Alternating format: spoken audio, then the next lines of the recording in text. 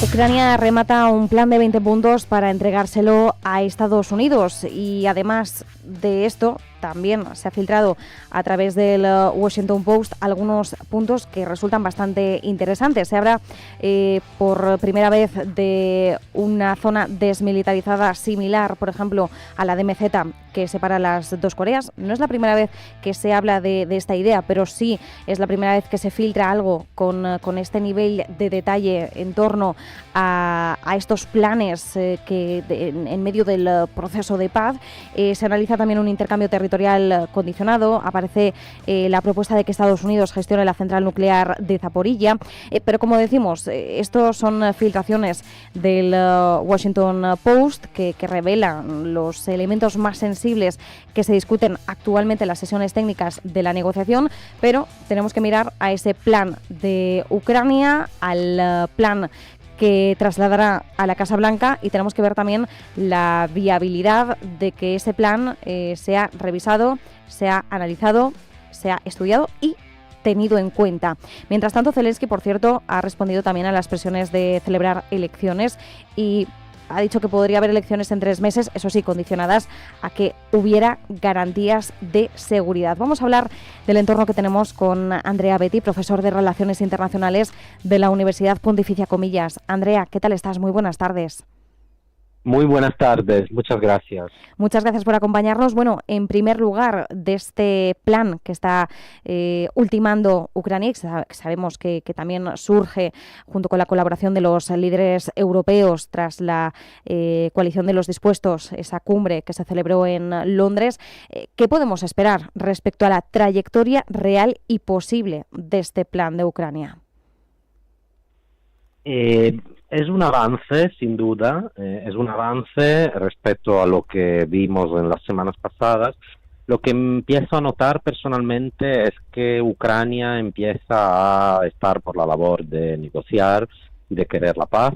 Es muy posible que se hayan dado cuenta de una realidad objetiva, que es que va a ser muy difícil recuperar los territorios que Rusia haya ocupado militarmente.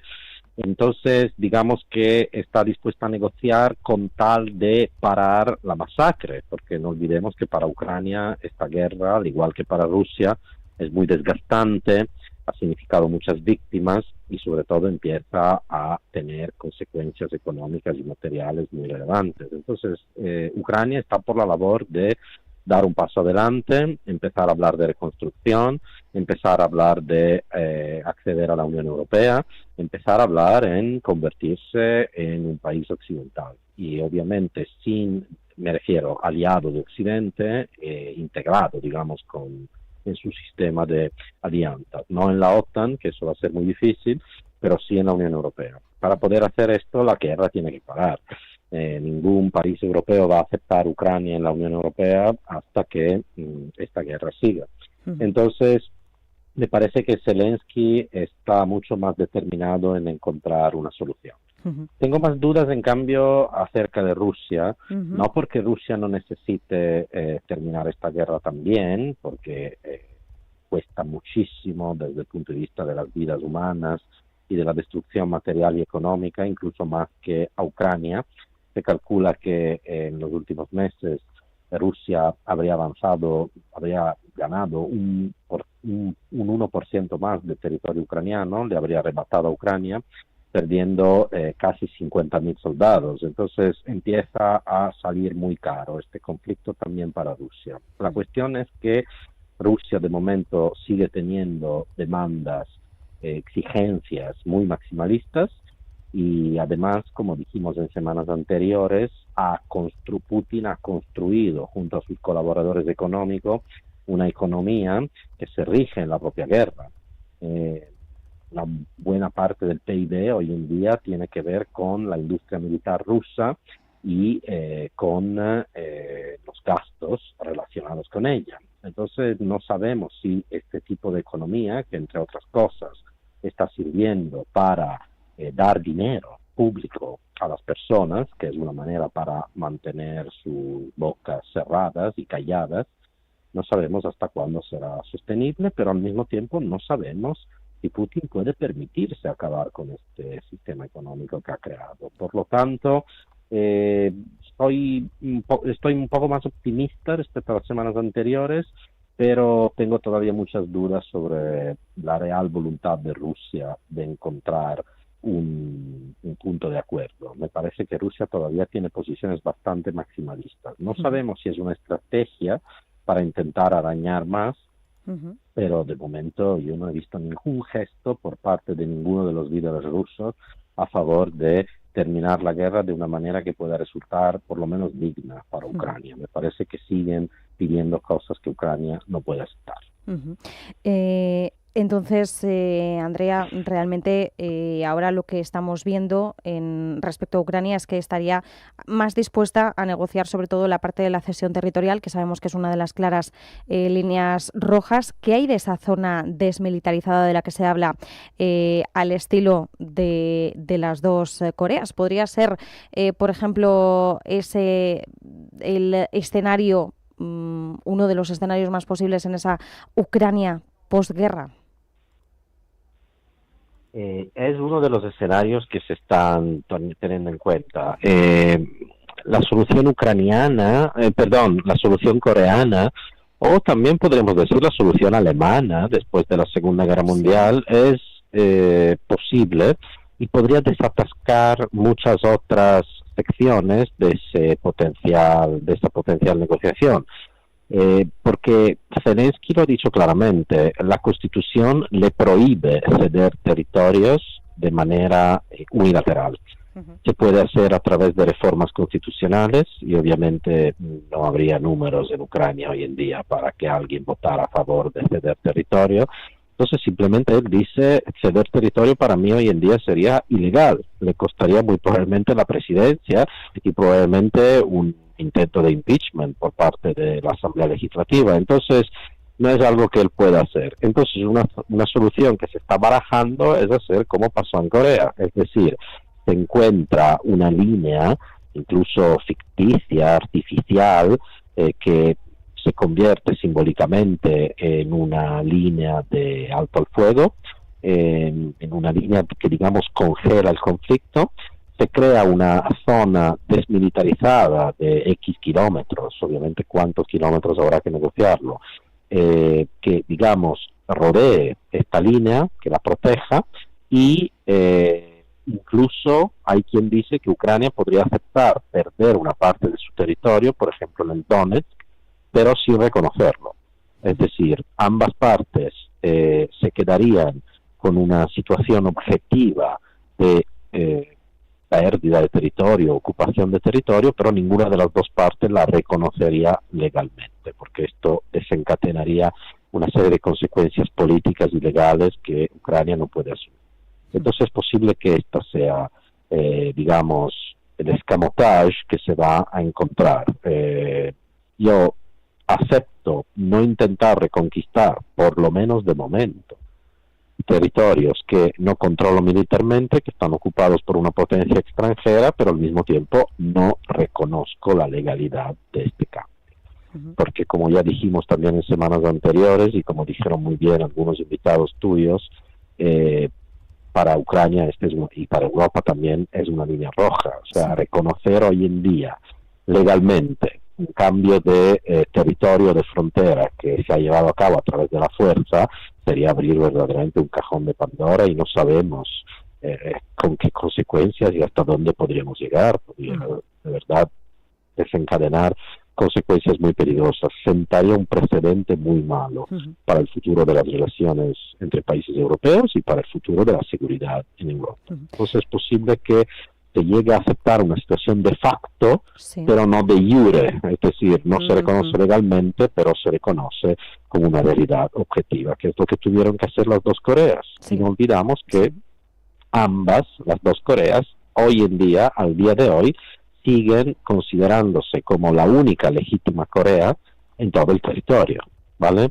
Que es lo que sucedía también un poco en la constitución alemana, de Alemania occidental, de la Alemania no comunista, en su constitución del 1949, en la que se decía que se planteaba como objetivo a futuro una reunificación y se hablaba de que, a pesar de que había dos estados distintos y enemigos, digamos, a pesar de esto seguía existiendo solo un pueblo alemán, ¿vale? Ujú. Entonces, esta podría ser una solución. O sea, no reconozco lo que has hecho, pero digamos que lo acepto de facto. Y esto, como decía, podría desatascar negociaciones un poco menos dramáticas y quizás, si tenemos suerte, llegar a algún acuerdo. Ujú. Y en medio de todo esto, Andrea, entre las últimas declaraciones de Zelensky, sabemos que también se ha hablado de la posibilidad de celebrar unas elecciones en Ucrania. Zelensky ha hablado de un plazo de 3 meses si hay garantías de seguridad y si Europa y Estados Unidos garantizan esa seguridad en el país. Pero claro, ¿hasta qué punto podemos hablar de un escenario plausible, realista, viable, también teniendo en cuenta la cantidad de ucranianos que hay desplazados, teniendo en cuenta la situación general del país? ¿Realmente podríamos hablar de unas elecciones bien fundamentadas? Por eso, sería muy difícil. Es por esto que a mí me parece, de todas las críticas que se pueden hacer, justa, la más inaceptable es esta de que él no quiere elecciones y de que quiera convertirse en una especie de dictador. Es algo que ha dejado caer incluso Trump alguna vez. Es uno de los argumentos típicos de la extrema derecha en Europa y es uno de los argumentos típicos de Putin, pero de verdad es muy injusto porque a mí me gustaría ver cualquier otro país cómo organizaría elecciones democráticas con un 20% de su territorio ocupado militarmente, bombardeos constantes en el resto del territorio, incluyendo la capital, incluyendo sobre la población civil, y con 7 millones de refugiados fuera del país. Uh-huh. De verdad, me gustaría saber cuál es el país en el mundo que hoy en día sería capaz de organizar unas elecciones libres y democráticas en estas condiciones. No lo hay. Uh-huh. Por último, así que para que se pueda, Zelensky ha dado su disponibilidad porque sobre todo él sabe que es una de las condiciones para desatascar otras negociaciones. Entonces podría incluso intentarlo, lo ha puesto encima de la mesa, ha hablado de 3 meses, pero yo creo que lo ha hecho sobre todo para demostrar a sus socios occidentales europeos que él no tiene intentos antidemocráticos o autoritarios. O sea, él quiere demostrar que él también puede ser un líder de fiar desde el punto de vista de las credenciales democráticas, pero yo no veo factible que en 3 meses se organicen elecciones. Por último, Andrea, quería preguntarte por el hecho de que Dinamarca haya incluido por primera vez a Estados Unidos como amenaza para su seguridad nacional. No sé hasta qué punto podemos hablar de una fractura interna importante dentro de la OTAN, que un miembro señale a otro como amenaza para su seguridad nacional, desde luego es algo significativo que no debería pasar desapercibido. Es algo bastante grave, es algo bastante serio. Yo creo, es claramente una respuesta de Dinamarca a las constantes presiones de Trump y de su entorno para arrebatarle una parte del territorio, que es Groenlandia, y de verdad toda mi solidaridad al gobierno danés en este momento, que se enfrenta en esta dificilísima situación en la que las presiones, las tensiones, las amenazas le vienen de uno de sus principales socios, quizás el principal socio desde el punto de vista militar y desde el punto de vista de seguridad.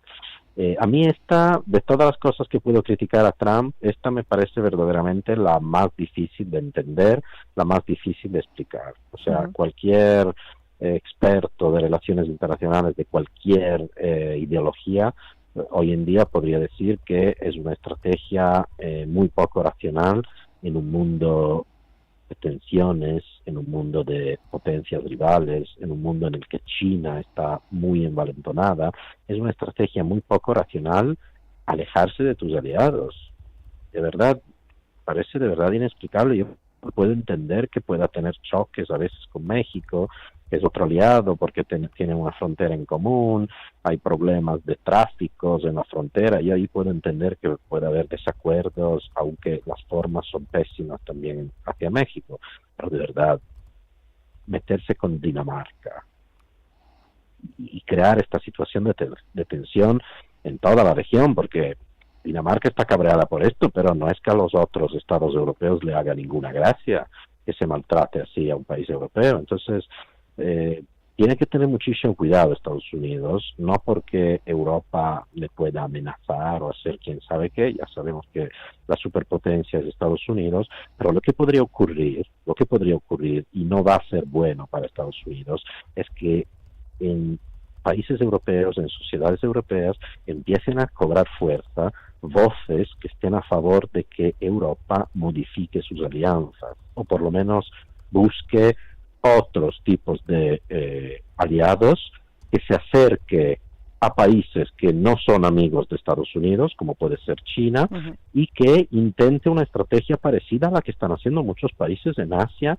y América Latina, que es lo que en inglés se llama edging, es decir, no me caso con nadie, no me alineo directamente con nadie, intento sacar provecho y beneficios de todos los grandes, ¿vale?, sin alinearme a ninguno. Esto para Estados Unidos sería un problema muy grave, porque una de las bases del poder de Estados Unidos en el mundo en los últimos 80 años han sido sus aliados. Y perderlos de esta manera tan irracional, me parece muy, muy difícil de entender. Hay otras cosas de Trump que yo no comparto, pero entiendo. En cambio no la entiendo.